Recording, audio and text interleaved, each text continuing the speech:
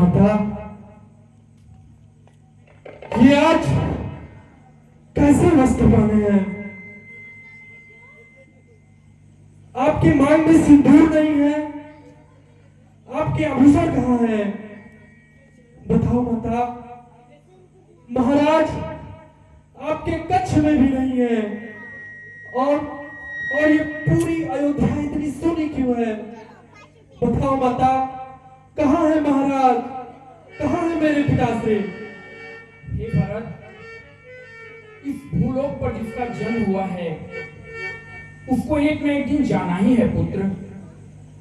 हे मेरे लाल, महाराज भी परम धाम को प्रस्थान कर चुके हैं, जहां वीर पुरुष अपनी वीरता के साथ रहते हैं, वही महाराज वास कर रहे हैं। हे भरत, हे पुत्र,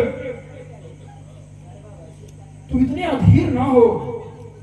तुम तो स्वयं महाराज के समान धीर और वीर हो। तुम्हारा मन तो स्वयं वेदों का पाठ करने वाला है।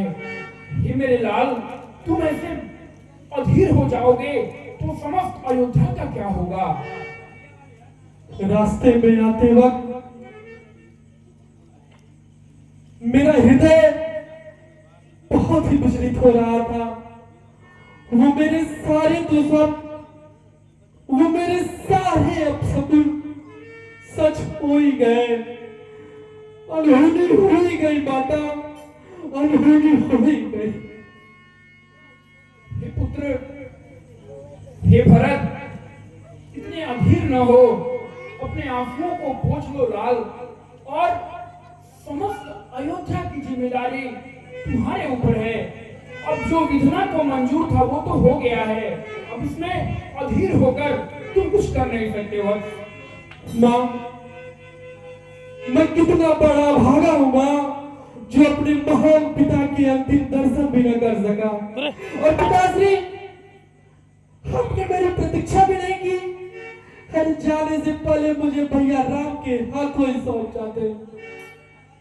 माता, पिताश्री के अंतिम समय में आप सभी लोग उनके पास थे, केवल मैं ही उनके पास नहीं था। माता, प्राण त्याग करते समय उन्होंने मुझे अवश्य पुकारा होगा, उन्होंने भरत को अवश्य याद किया होगा। बताओ माता, महाराज प्राण त्याग करते समय उन्होंने अंतिम शब्द क्या निकाला? नहीं भरत, महाराज अंतिम समयों में महारानी कौशल्या के कक्ष में राम का नाम लेते लेते अपने प्राण को। राम का? परंतु भैया राम कहाँ थे उस वक्त, और आप कहाँ थे? राम राम कहाँ होगा, वो तो वन में था। वन में? हाँ, वन में। परंतु वन में क्यों? वह दो वरदानों की कहानी है, बड़ी पुरानी कहानी है, फिर कभी सुन लेना। अभी तो हे वत्स, तुम थक गए हो। आओ, बड़ी दूर से यात्रा करके आए हो और बड़ी जिम्मेदारियां हैं तुम्हारे कंधों पर। तुम्हें अपने पिता का अंतिम संस्कार करना है। नहीं बता, इस अयोध्या के इकलौते चक्रवर्ती सम्राट हो तुम। अब सारी जिम्मेदारियां तुम्हारे कंधों पर हैं। नहीं बता, पहले आप बताइए भैया वन में क्यों गए? ऐसा दंड तो भयंकर से भयंकर अपराधियों को दिया जाता है, और मेरे राम भैया वो तो सत्य, धर्म और मर्यादा की एक मूर्ति है। फिर उन्हें वन में क्यों भेजा गया? क्या दोष था उनका? उनका दोष कुछ नहीं था। उनका दोष कुछ नहीं था। वो महारानी कौशल्या, तुम तो अयोध्या में थे नहीं, और इस अवसर का लाभ महारानी कौशल्या उठाना चाहती थी। उसको ये लगता था कि भरत को अपने ननिहाल में है, महाराज को बहला फुसला कर वो राम को राजा बना लेगी, और मैं कुछ कर नहीं पाऊंगी। अरे एक माँ अपने पुत्र के लिए सब कुछ करने के लिए तत्पर होती है। कुछ नहीं हुआ है, बस उसी प्रतिज्ञा के कारण मैंने दो वरदान महाराज से मांग लिए। पहला राम को 14 वर्षों का वनवास और दूसरा तुम्हें अयोध्या का राज्य दिया, और कुछ नहीं हुआ। मुझे तो ऐसा लगता है इस राज्य महल में बहुत ही बड़ा षड्यंत्र रचा गया है। मेरा सबसे पहले कर्तव्य तो ये बनता है कि मैं उस षड्यंत्र की जड़ तक पहुंचकर उसे प्राणदंड दूं, जिसने मेरे पिता की हत्या की है, जिसने मेरे भाई को देश निकाला किया है, जिस पापी ने हमारे वंश पर ऐसा क्रूर आघात किया है, मैं उसे कभी जीत नहीं छोड़ सकता, कभी जीत नहीं छोड़ सकता। क्या कहा? तू उसे प्राणदंड देगा? बस चाहे वो स्वयं काल ही क्यों न हो। तो ठीक है, तुझे वो प्राणदंड मुझे देना पड़ेगा। आपको? हाँ मुझे, क्योंकि मैंने ही वरदान मांगा था महाराज से। दे मुझे प्राणदंड। अपनी माँ को प्राणदंड देगा तू? अरे मूर्ख, मैं माँ हूँ, मैं सदा तेरा भला ही किया है। अरे तूने मेरा भला नहीं किया है, तूने इस कुकर्म से मुझे रकुल का सबसे कलंकित पुरुष बना दिया है। अरे मेरे भाग्य की विडंबना को देखो, मुझे रकुल जैसा उज्जवल वंश मिला, परंपरा क्रमी दशरथ जैसा पिता मिला, तीनों लोगों में वंदनीय श्री राम जैसा भाई मिला, और तुझ जैसी कुलघातक, पतिघातक और नीच माता के गर्भ से मुझे जन्म दिया गया। ये तो कैसी बातें कर रहा है भरत, कैसी बातें कर रहा है? अरे मैं तेरी माँ हूँ माँ, और मैं तेरे लिए कुछ अहित नहीं करूंगी पुत्र, मैं सदैव तेरा हित ही करूंगी। मैं कुछ ऐसा नहीं करूंगी। हर माँ को ये लोभ होता है कि उसका पुत्र आगे बढ़े।